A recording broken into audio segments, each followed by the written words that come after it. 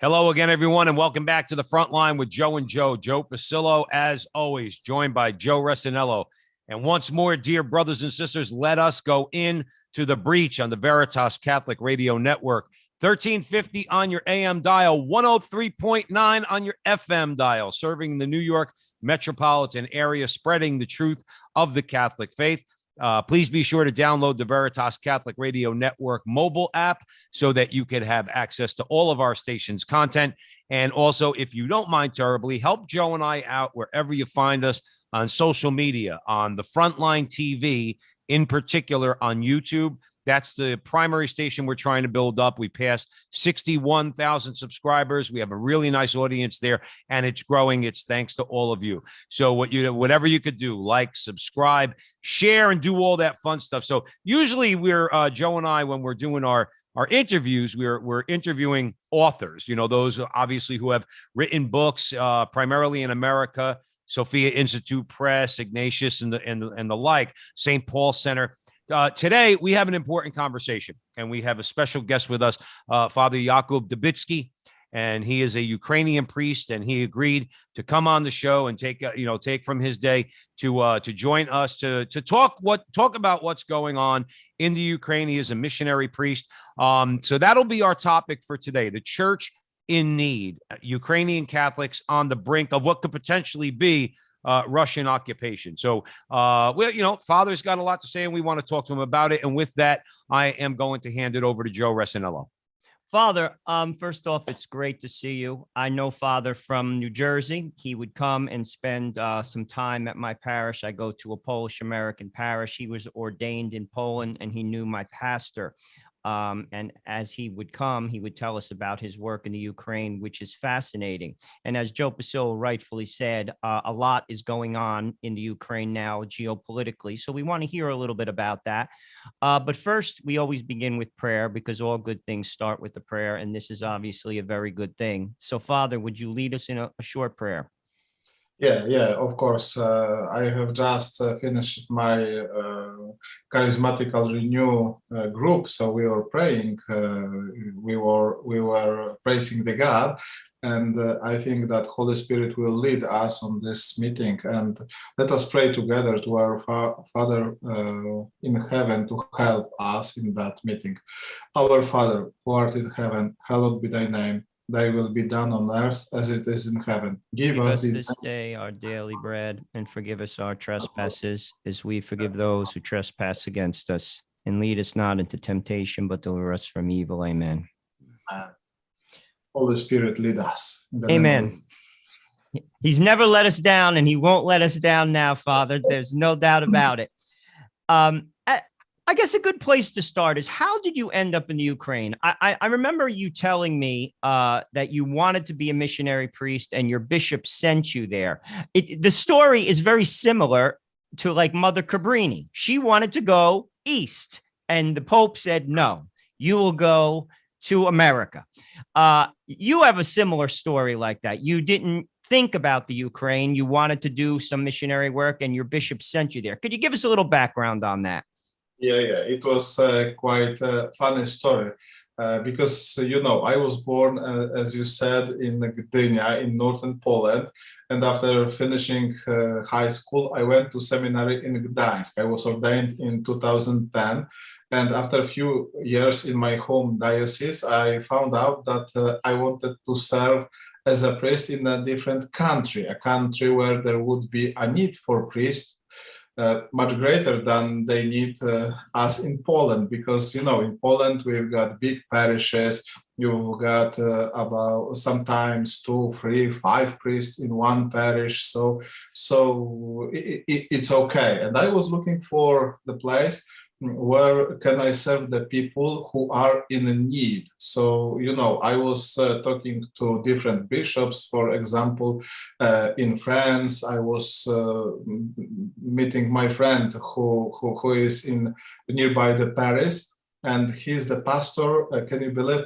in 16 parishes. Yeah, one priest for 16 parishes. Wow. And he was inviting me there. I was talking to bishop in Columbus, Ohio, and he said to me, Father, if you come to us, I will give you 2 or 3 parishes from tomorrow. So, I was looking the place when I can be a priest and where there is a need of priest.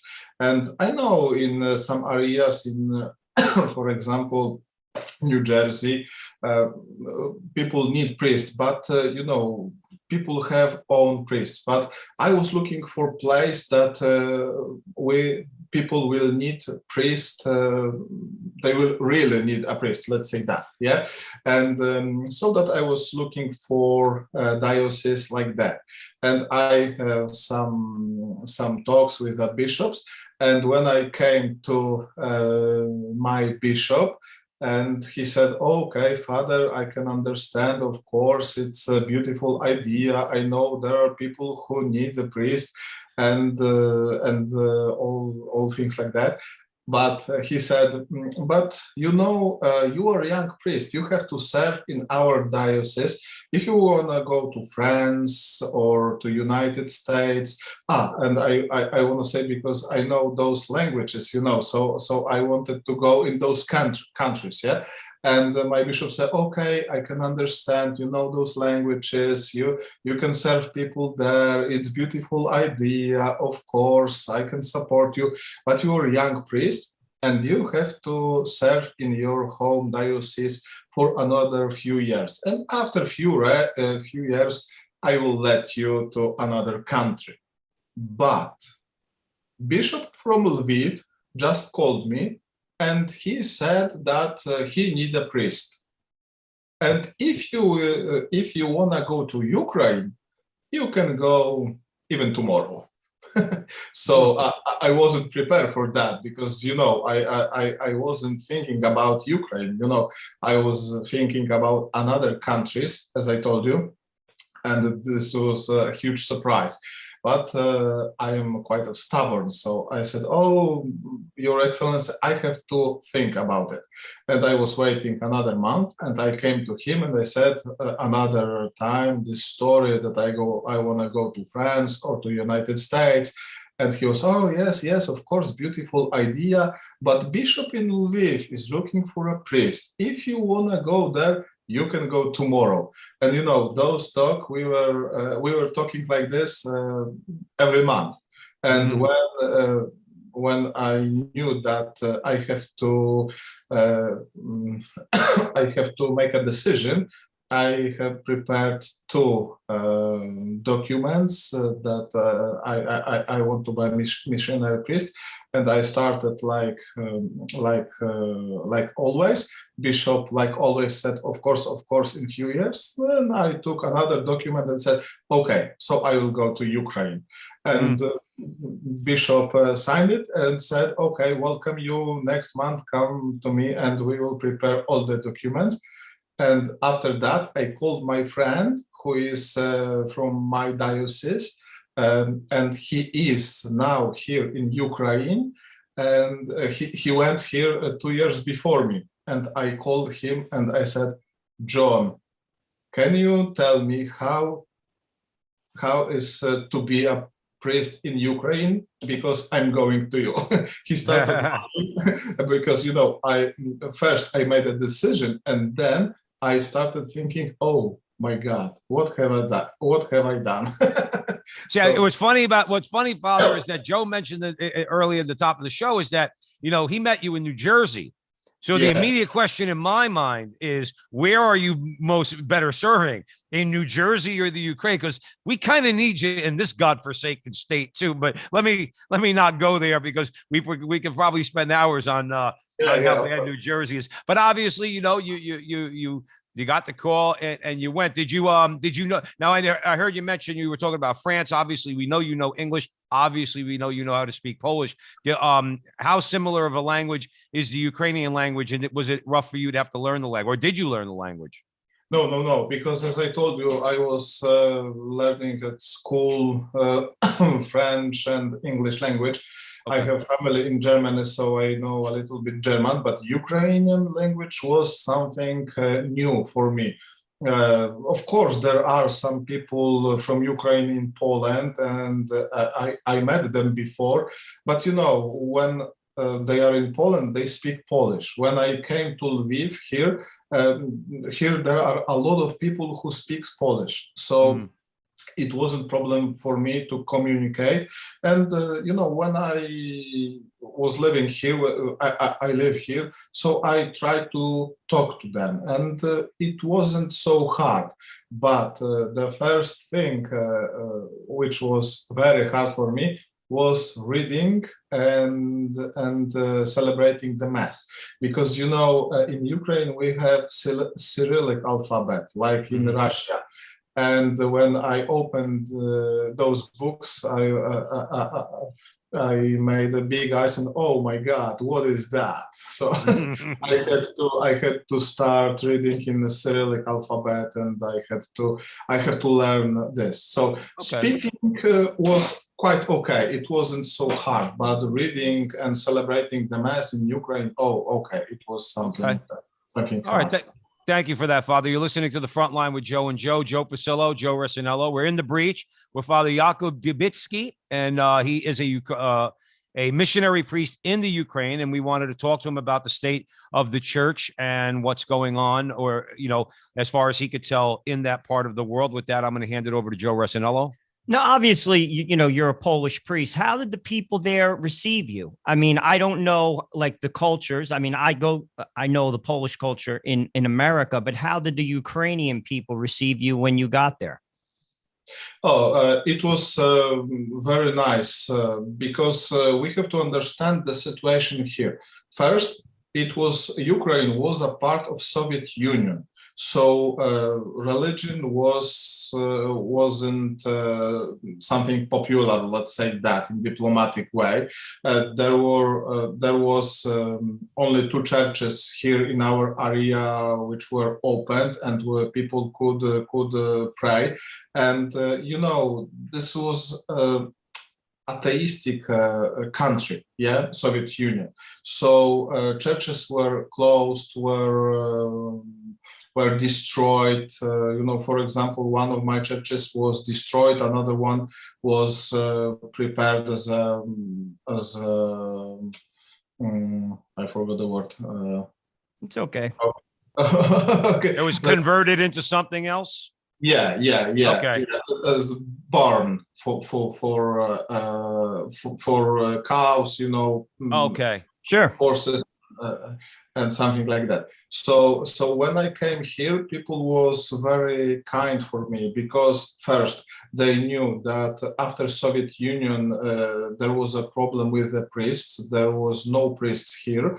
And another thing, when I came from Poland, they are thinking about me that I left Poland, my homeland. Poland is a part of European Union, and I serve people there, and I had a good salary in Poland. I had a good car in Poland, a good rectory in Poland, and I came to them, and for them it was something. Oh wow, Father, you did something big for us. So after the Soviet Union and this situation today, for them it was something huge. For me, it's okay, but they are very thankful. Mm-hmm. And Father, you mentioned the Soviet Union. I mean, geopolitically right now, there's a potential crisis going on. Obviously, we've heard in America that, Russian troops are at the border of the Ukraine. What's going on? Basically, boots on the ground. Like, what are people saying about that? 2022, we could very easily see a Russian invasion. You mentioned that they were once a part of the Soviet Union, and it seems to me that Putin wants to have them a part of it again. Firstly, we have to say that in Ukraine, there is still war because in eastern border, there is still war there. People have to defend the country against Russian aggression because, you know, a war which started in 2016, yeah, is still going. So there is still war there. So we know that, for example, some of my parishioners, some of men who are my parishioners, have to go to defend their country against Russian aggression. Yeah. So let's say that we are all the time at war. So for us, I don't want to say that it's something normal, usual, but you know we are at war. So we know that Russian President Putin is crazy guy. We are afraid of him because he's unpredictable, and we don't know what will he do. Yeah. We are praying a lot that that can save us from that Russian aggression, but we really don't know what will happen. Right. How are well, let me say this first, just for anybody joining us. You're at the front line with Joe and Joe. We're having a great conversation with Father Jakub. Debicki. He is a missionary priest in the Ukraine. The people you serve, Father, I mean, what are the state of things from your perspective as far as the fear level on the part of the Ukrainian people that you could see? Are they genuinely afraid that Russia's just going to outright invade the Ukraine? Is it going to be just at the borders? What is the general sentiment amongst the Ukrainian people that you could see? We are afraid. We are afraid of Putin because we don't know, as I told you, what he will do. Because now there is a hard situation in Russia. He has to do something to get voted another time. Yeah, Putin is also, as I told you, crazy guy, and he's thinking about new Russia or renew the Soviet Union, something like that. Yeah. Another thing is that he has to make a way from Russia to Crimea. Yeah, because there is a problem with water. This is also very important place for strategy, geopolitics, for soldiers, and there is a problem to get there. So he needs way from Russia to Crimea and to Moldavia. So probably he won't attack all the Ukraine because it will be big war, but we know that he wants to take those part, let's say southern part of Ukraine, and so that generally people are afraid. People are really afraid because we know that it could happen. It's a huge problem for us. Here in Lviv, we know that he won't probably come here. It's too far from Russian border to come to Lviv. Yeah, but on the other hand, we know that, as I told you, I have some parishioners, some men who are soldiers. So when they go to defend their country, we all in parish are praying for them. Because, for example, I have one guy who is named Andrew. In Ukraine, it will be Andriy. He have a nice wife, 2 sons, and you know this is a beautiful family. And when he go for the to the war, we have to pray because you know this is huge problem for this family. So we know that probably Putin won't come to Lviv, but for our families, for this society, this is a huge problem. It's also, Father there's a lot of Debicki- history there. Well, that's what I was going to say, Joe. Like Father Jakub Debicki is joining us at the front line with Joe and Joe. We're talking about the state of the Ukraine. We want to get into the state of the church in the Ukraine, which we will. But right now we're talking about a little bit of the tense situation that's being presented by Russia. Father, correct me if I'm wrong. Maybe Joe and I are just a couple of dumb rubes from New Jersey, and we just ask too many obvious questions like anybody. The North Atlantic Treaty Organization, NATO, was organized to defend Europe against Russian aggression. Was it not? Am I wrong about that? And how does NATO not step in on some level? Look, we know the Europeans. No offense, Father. We know you're born in Poland. Okay, so we have the same criticism for America, but the Europeans seem to have been on a cultural and civilizational suicide mission for the last 100 years. Okay, but they created NATO to keep a check on Russia. Is NATO doing anything now to, let's say, push back against Russia, particularly when it comes to their threats against the Ukraine, as you mentioned? I don't see that because, firstly, Ukraine is not part of NATO. Yeah. So Poland is part of NATO. Ukraine is not. So, so this is the first problem, and we have to handle it. Let's say that Ukraine is alone because geopolitical situation is very complicated in Europe because Russia and European Union have a lot of business together, you know. And Ukraine is, let's say, between them. It's not a part of Russian because we are free. Now we are not a part of Soviet Union, but we are also not a part of European Union. Right. So this is quite hard for us, you know, because we don't know what to do. And also, I mean, I'm going to hand it over to Joe. Joe, I want to just one more question real quick. But then, is the world going to allow, Father? Is it going to allow what happened 100 years ago when the Russians slaughtered the Ukrainians, left them starving on their farms? Is the Western Europe and all the people that are doing business with Russia and Putin, are they going to sit back and allow that to happen again? I don't mean to be overly dramatic, but we've seen, nearly 2 million Ukrainians dead at the hands of the Russians within the last 100 years. And it seems like Russia would be very happy and to serve its own interest by doing something similar, and the Europeans aren't going to do a damn thing. Quick comment on that, Father, and then I want to hand it over to Joe. I'm not expert in politics, but I think that, as I told you, Ukraine is now let alone, so it could be a problem. And another thing is that, don't get me wrong, but I think that Putin, for me, that guy is possessed, and he is in satanic way, very, very smart, not good way.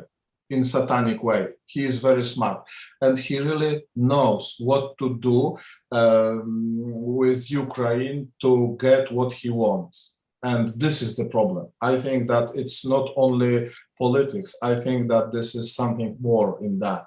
So I think, yes, it will be a problem with him. And Father, what is the state of the church in the Ukraine? I mean, I'll be honest with you, I'm very ignorant of it. What is it like? Is it a vibrant place? Is Catholicism on the move, or is it something that, the churches are empty? We know what's going on in mainland Europe, in countries like Spain, Portugal, Italy, France. They're elder sisters of the church. The churches are empty. What's the state of the church in the Ukraine currently? Oh, we are growing up. It's a good, it's good news because we are growing up. I think that this is our situation because, we have problem with Putin, as we told before. We have problem with pandemic, with coronavirus, yeah, and people also are very poor here, and they are looking for some help.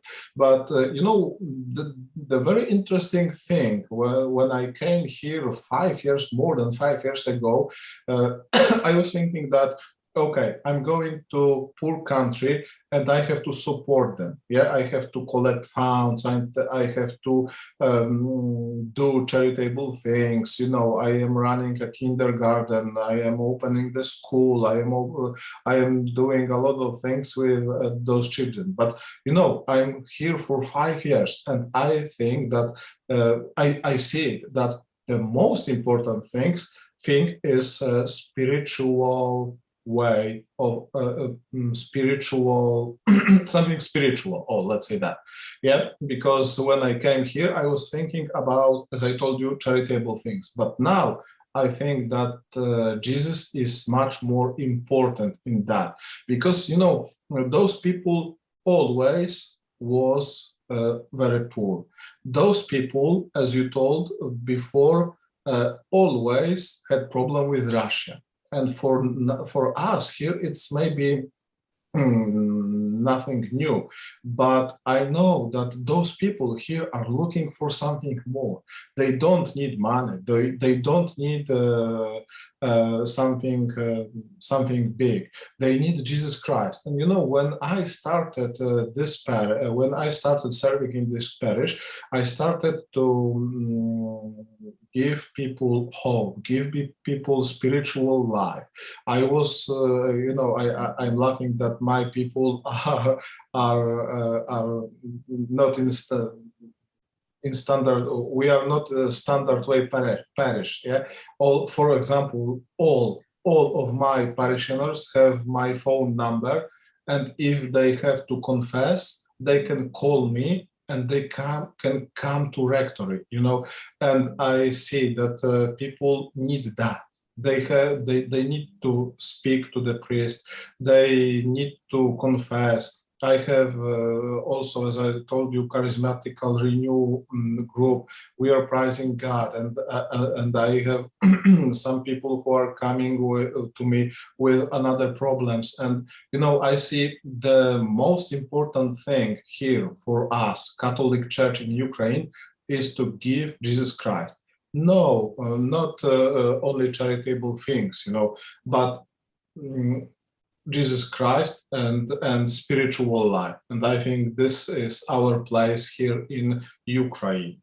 And I see also, because, you know, it's a funny story, but Orthodox and Greek Catholic priests, they, you know, live with wives, with the children, and for example, they don't have time for people like we Roman Catholic priests. Yeah, so people are coming to us to simple talk, to confess their sins, to pray together, you know. And I think that this is our place. Give Jesus Christ, giving the spiritual life. I couldn't agree with you more. Could you tell our listeners a little bit about life itself for your parishioners? Like, what kind of work do they do? What's their day-to-day like? To be honest with you, I don't know that much about the Ukraine. If you could give us a little bit of info on that. Father Jakub Debicki, I'm going to cut you off in about a minute or so to go to a break, and then we'll continue on the other side. I just wanted to give you a heads up. Okay. So if you are asking me about work and about live here, we have to know that as a natural consequence of the situation in the border and the war is a lot of poverty here. For example, if they work, my people here, they make equivalent about $150. It's monthly salary for them here in Ukraine. Yeah, maybe we have to know that. And another thing is that the huge problem here in Ukraine is a huge disproportion between salary and prices. Because, you know, when you come to Lviv, you can see beautiful restaurants, you know, you can see beautiful churches, you have a lot of things to do. You can go to cinema, you can go to other places, but, you know, this is for tourists. The normal Ukrainian people cannot afford that, because there is a huge problem between salary and prices. Father, let me leave it.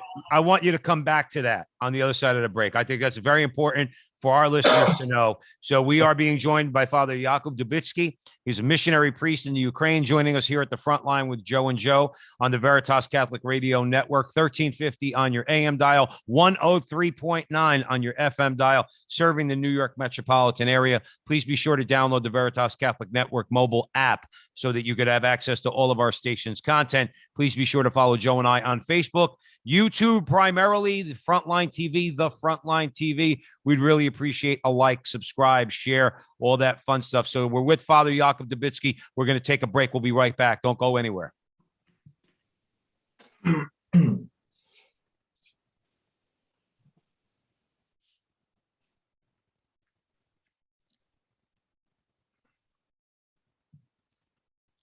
Welcome back, everyone, to the front line with Joe and Joe, Joe Pasillo and Joe Resinello. We are way in the breach with Father Jakub Debicki. He is a missionary priest serving the people of the Ukraine. And we're talking about the situation there, the state of the Catholic Church, how the people are living a day-to-day life. In light of the fact that the Russians are at the border, there is, as Father pointed out, there has been war going on at the border since 2016. It's just a continuation of that, and it could potentially get worse. But Father, I had cut you off at the end of the first segment. We were talking about the day-to-day life of Ukrainians, and you were talking about the disparity between prices and wages. So I really want our audience to understand what's going on in that regard. So if you don't mind, please continue. Yeah, of course. Maybe I will give you an example for that, because when I talk about Ukrainian situation in United States or something like that, maybe you cannot understand. But for example, when I'm talking about disproportion about salaries and prices, okay, I will give you a question. Is this a huge problem for you to tank your car, to drive your car, to buy a car? No, no, not really. No. So can you imagine that if you wanna tank your car for full, your salary is enough only for 2 times? 2 times. Wow. For example, if you, I don't know what is the normal salary in United States, but let's say that it will be 2,000. So if you tank your car once, you have to pay $1,000. So you can only tank your car twice for monthly salary. Yeah. You know what's interesting, Father, about that? I really want to emphasize something that Joe and I say on the show all the time, and this is a problem with America. Okay, this is a criticism of our mindset. We can't imagine that. Now, I think it's a bad idea, a really bad idea, that gas prices in California are at about $8 a gallon, just to give you an example. But those people could still afford to put gas in their car, if you know what I mean. We have no clue in America about something like you just described, where half of your monthly income could go to fill up your tank once. I think we need to keep things in perspective in America, and that's why I wanted to just throw that out there, Father. But please continue. Okay, and my people are quite poor, and they cannot afford something like that. We don't go to restaurants, we don't go very often by car. There are some buses who drive people in cheap way and like that. But you know that another thing is what I didn't knew and I didn't met in Poland. Everyone nearby his home here in my village have some kind of garden that we have our, let's say, organic food, some potatoes, carrots, some cucumber. Some of people have own chickens, some of them have cow and fresh milk. So for me it's something beautiful. I am coming back to my childhood when I was going to a farm and I was drinking fresh milk, just from this morning. I was eating scrambled eggs, fresh yellow ones, and I have it here. So people people are are poor, but I think that they know how to handle this situation. Another thing, what is very important for me, and I think which will be important for our talk, that people here are very, very good. I tell you, I am Polish priest. I have support from Poland, sometimes from United States. But can you imagine that people are bringing here for my rectory some fresh eggs, bread they were making by homemade bread, you know, and all the stuff. And I'm not starving. No, I'm in poor country, but people here are very good, and they sometimes say, "Oh, please, Lady Maria, I don't need this bread. I know you are from poor family. Oh, Father, it's nothing for me. You got 48 children in kindergarten. You need it more. But I have support from Poland. You know, I can handle that. No, you need it more. I will eat something else." And, you know, for me, this is something unusual and beautiful. I will tell you another story. I was, can you imagine? I was during the holiday with my sister and her husband in Carpathian Mountains. And he felt bad during the road, the way, yeah? And we stopped. And can you imagine that people from houses came to us and asked, "Oh, do you need any help? Maybe you have lost. Maybe you need a doctor. Some cars were stopped. Police has stopped. Oh, do you need any help?" People here are very good. You know, they have open heart, and when they see someone who is in need, they will definitely help you. And That's beautiful. That is Yeah. beautiful. That is such a beautiful story. I'm not gonna soon forget the lady with the loaf of bread. Say, "Here, Father, here, take a." I mean, God bless them. I mean, but that is, Joe talks about it on the show, Father, all the time at the front line with Joe and Joe. You know, nobody wants to be poor. All right, but you have a different perspective on life when you don't have everything at your disposal. It's very humbling, and I just see, like, when I think about it, I think, you know, those people in many ways live much more fruitful lives than it seems we do in America. And I know it seems like I'm beating up on America, but I think we need to maybe keep things in perspective, and that's why that story hit me the way it did. But and as you were saying that, Father, it was reminding me a story that Mother Teresa told about a family that was starving. They hadn't eaten in a couple of days, and she brought a 50-pound bag of rice. And when the family received it, the mother immediately left, and she came back, and half of it was empty. And she said, "Where did you go with the rice?" And she said, "The family next door was hungry." And she gave half of it to them. And it seems that, like, the luxuries that we have in Europe as well as in America, it hardens our hearts. See, that story is beautiful, what you're talking about. But I also think about, it reminded me of that story that Mother Teresa she would tell about sharing and how Christ is found in sharing. And many times it's the poor that understand that better than the rich. They teach us something. Yeah.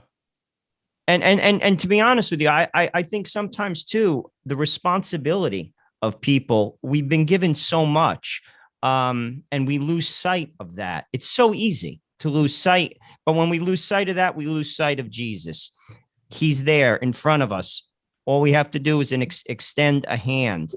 Talk a little bit about your parish. I know when you arrived there, you've done a lot of things. Particularly, you mentioned the kindergarten that you started.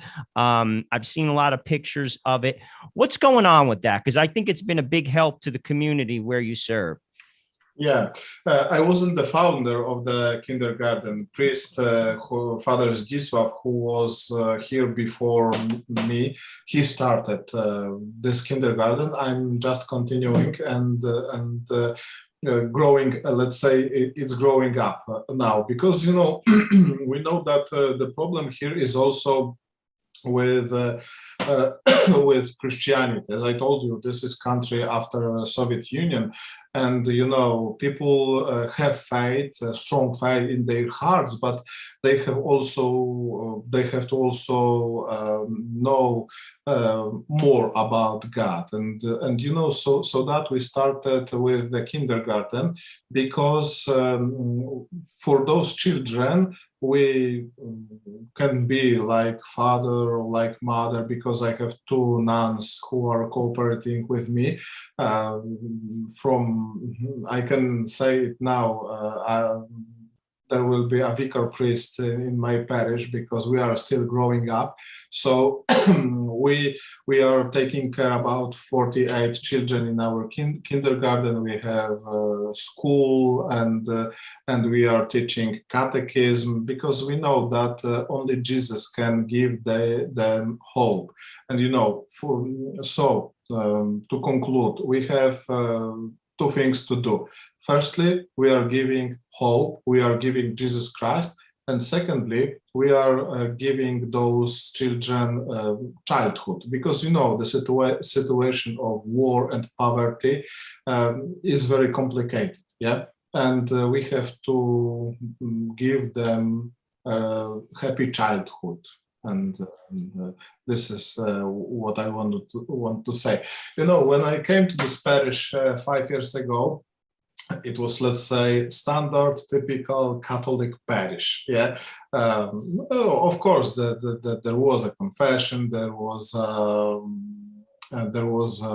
Holy Mass and Holy Rosary and something like that. But I felt in heart that it couldn't be like that. I think that here is a huge potential in this parish, in those parishes, because I'm pastor in two parishes. I have two parishes. And I started working with children, with young people, and now it is funny because when I'm talking to other people, they are asking, how many children and young people do you have in your parish? And I say, oh, more than 200. And they are thinking, hey, Father, but you said that your parish is 100 people. So how it is possible that you have more than 200 children and young people there? Because we have to know that here in Ukraine, Roman Catholics, we are only 2 or 3%. Yeah, and mostly around us there are Orthodox and some of Greek Catholics, but we are not closed for other people, because, as I told you before, people are looking for the hope. They are looking for the God, and so that we are taking care now for more than 200 children and young people. So excellent. Yeah. What, Father? What? Please, just real quick. This is out of pure curiosity.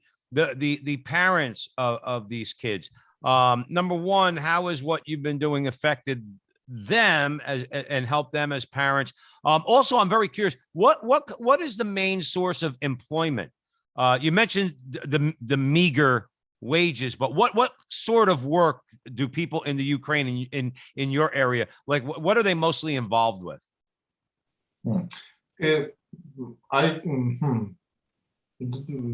Hard to say, mostly, but I think generally it will be simple work. They are mechanics, they are builders, simple work, let's say that, physical work, that's something like that. Yeah. Okay. Farmers, yeah. Yeah, I was just curious about that. I'm going to hand it over to Joe. You're with us at the front line with Joe and Joe. Joe Pasillo, Joe Rossinello, in the breach with Father Jakub Debicki, who is a missionary priest of the Catholic Church, serving right now in the Ukraine. So with that, Joe, I'm going to hand it over to you. Well, obviously, like our Lord said very specifically, that unless you become like children, you will not enter the kingdom of heaven. What have they taught you, these children? I mean, like, children have an honesty to them that's unparalleled. I mean, just as a father of 5, I also sometimes marvel at how children forgive each other. Like, my children will fight, and then immediately They forgive each other, how adults don't do that. And I marvel at that, just observing them sometimes. What have they taught you? Because I'll be honest with you, my kids teach me a lot, as much as sometimes I try to teach them. I think that I can say that children here in our parish, in our kindergarten, teach me something very important, this hope, because, you know, when I see them, they don't know what is going on. They are always laughing. They are always in joy because they know that someone will take care for them. And, you know, they are people of hope. So I think those children are great teachers for me. And, you know, when I came here, it is another funny story. I I also became like a child, you know, because I had to talk to them, I had to celebrate Holy Mass for them, and I think that this hope that nothing can happen, my Father will protect me, yeah? And the same thing that for me as a priest, nothing bad can happen. My Father in heaven will protect me, yeah, and this hope, this is the best lesson for me. I will tell you the funny story because it's also something when I caught myself on this. Some time ago, I went to Poland, to my home city in Gdynia, and it was parish in area where are a lot of, let's say, old people, yeah, retired people and something like that. And I was celebrating Holy Mass, and you know, those Holy Mass when I was celebrating was beautiful. It was, let's say, ideal, something like that. When you have to sing, they were singing. When I was talking, the preaching, they were listening. You know, everything was going in a perfect way. Yeah. But I felt bad. I felt, oh my God, something is not okay here. Something is not bad. And you know, after after those Holy Mass, I was thinking, oh, I'm not in my parish, because you know, when I'm celebrating Mass in my parish, I have a lot of children, and you know, always someone is crying, always someone is screaming, someone is laughing. I have older boys, about 25 boys. So can you imagine what is going on there? Because they are sitting behind my back and they think that I cannot see them. Yeah. so this is you know, Holy Mass with a great joy, and and this is something funny. So I think that those are two things that children taught me: joy in our faith, that you come to the church for Holy Mass or another prayer. And this is not only the tradition, this is not only part of being a Christian, but this is a great joy, meeting of our God. And the second thing is hope, that my Father in heaven can protect me in all situations. And I also think Christ is very close to children, particularly poor children. I mean, I'll share with you something that happened to me in my own life. I was in Haiti at a Mass. This is many years ago, before I was married. And it was an outdoor church, and there were many children there from a school, very poor.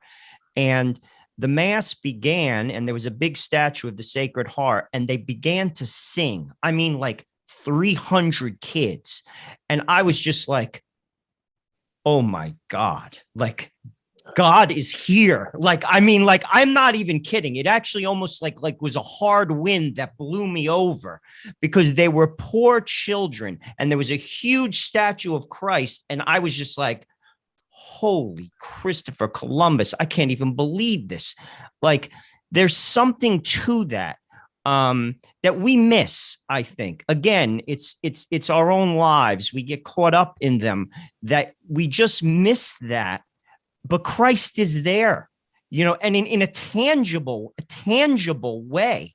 Could you talk about other experiences you've had with these children? Because I can remember one time you shared with me a couple of kids that were causing you a little bit of trouble, and you made them altar boys, and they kind of changed. They surprised you, because sometimes kids surprise you. You think the one kid that's not going to come around, all of a sudden he comes around, and he comes around in a way that you never expected. Yeah. This is another funny story, because some time ago, few boys came to my parish to become altar boys, and I knew that boys that they are making huge problems at school. Teachers have problem with that. I knew also those families huge problem with alcoholism. So I knew that those boys need love, and they came to me and they said that they want to be altar boys. And I said, okay, guys, let's talk like man.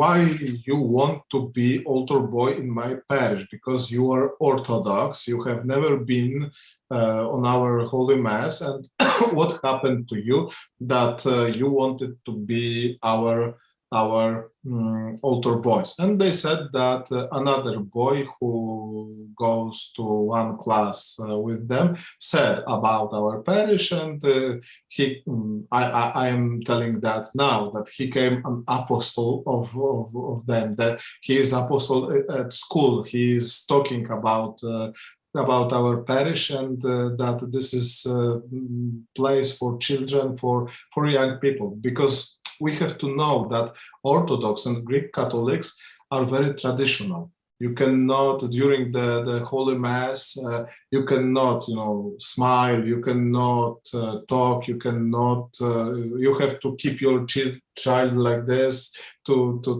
not move, and if some children will move or cry or something like that, all people say, shh, be quiet, keep your children, keep the discipline.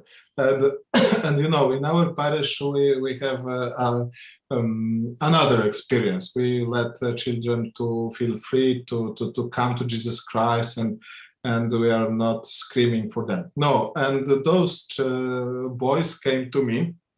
And the funny story is that I said, okay, boys, now I know your situation, but you are young boys, and you have to bring me permission from your parents that you will able to be altar boys, and they let you, because I cannot let you to my parish to be altar boys before without permission from your parents. And they came after 5 minutes. They came back, and they brought me, piece of paper. Those were boys from 3rd or 4th class. So I saw that they write those permission by themselves, and I was reading, and I said, did your parents know about that? And they said, oh yes, of course, fathers, yes, of course. Okay, I will risk, and I will let you. And I wanted to be strict, but in my soul I was laughing, because what is the funny fact? I was doing the same when I was young. And me too, Father. Me too. I just want to throw that out there. So they came to me. Let's be honest. They wanted to do something wrong. Let's be honest. But I couldn't be bad for them, because I was the same. And they came to me, and they are still here. So this is beautiful story. Okay, maybe they are not the most polite children in our parish, but it's okay. They're on the way. That's great, because you gave them a chance. I mean, sometimes, doesn't Christ do that for us all? Like nobody comes perfect. We got to give people a chance. You gave them a chance. Yeah. I'm curious, Father Jakub Debicki, who's joining us here at the front line with Joe and Joe. What is, because we only have a few minutes left. You mentioned earlier, and I was not aware of this, that the Catholic population of Ukraine is only around 3%. Is that correct? Roman Catholic, yeah. Roman Catholic. So then the rest, I'm assuming, primarily, as you said, Orthodox, whether Greek Orthodox or Russian Orthodox, just Eastern Orthodoxy. What is, from your vantage point, again, we only have a few minutes, but what is the state of Ukrainian culture? I would be curious as far as like the general view of the population on things like abortion, transgenderism. I mean, is it similar to, let's say, Western Europe or America? Is it a little bit more sane? How would you describe the culture of the Ukraine? Okay, we have to separate those things, because abortion is another way of thinking, and those transgenders, gay, and those things, this is another thing. Starting from the second, here there is very traditional society, so things about transgender or something like that, let's say, doesn't exist. People even doesn't talk about it, because this is so traditional society. Maybe they are here in big cities or something like that, but this is not a problem for our society. This is a very traditional society, and this topic doesn't exist. But abortion is another problem, because as I told you before, this is country after the Soviet Union, and in the Soviet Union, abortion was I don't know how to say, like visiting a doctor. So, you know, they came doing the stuff and coming back. So when I confess people, for example, old women who have 70, 80 years, and they said, Father, I made 10, 11 abortions because everyone have done it. I came to doctor for a control, and he said to me, oh, I made abortion because I thought that it will be better, you know. So so this is a huge problem here, because after this, the Soviet Union, people are doing it. And, you know, here in Ukraine, we Roman Catholics are only, as I told you, 3%. And we are talking about that, but people don't hear us. People don't hear us. We are talking about them. I'm confessing those people. My parishioners, I know they are coming to school, to place they work, and they talk about it, that this is the sin, and come here to our parish, we will help you, we will be for you like a family. But you know, this is a huge problem. I will tell you that I was reading official statistics in 2019. In Ukraine, there was 1,200 abortions per day. So, and this is only about 45 million country. So, it's a huge, huge number. Well, it sounds huge. I think in America, I think it's a little over 2,300 a day, but we have 350 million people. And it's kind of like a contradiction, Father, when you think about it. On the one hand, as you said, very traditional minded in terms of gender roles, things like that. But yet, I guess, like you said, it's that residue of the Soviet Union, the atheistic, communistic, materialistic worldview that doesn't value. Let's be clear, doesn't value human life. I mean, the Marxists, the atheists are very clear about that, and I'm sure that's what they're dealing with in the Ukraine. Father, any final thoughts for our audience? We only have about 30 seconds or so left. Something you could leave us with. Obviously, you're going to ask us for our prayers, maybe a place where our audience could go if they want to contribute to your parish or help in any way. Yeah, you can, of course, I will ask for pray, because, you know, Russian is coming to the border, and we have, as you know, a lot of problems here inside Ukraine, especially abortion and poverty and other stuff. So we need a lot of prayers, and I think that we have to pray together for God. And if you wanna support us in our humble projects, in running the kindergarten, running the school, and building another thing for our children and young people, you can do so when you go to our website and follow us on Facebook, on YouTube, on Twitter, Instagram. We are everywhere. So please join Father, us. what's the parish again? What's the name of the parish again? In English, it will be All Saints, but I can better write in Polish or Ukrainian.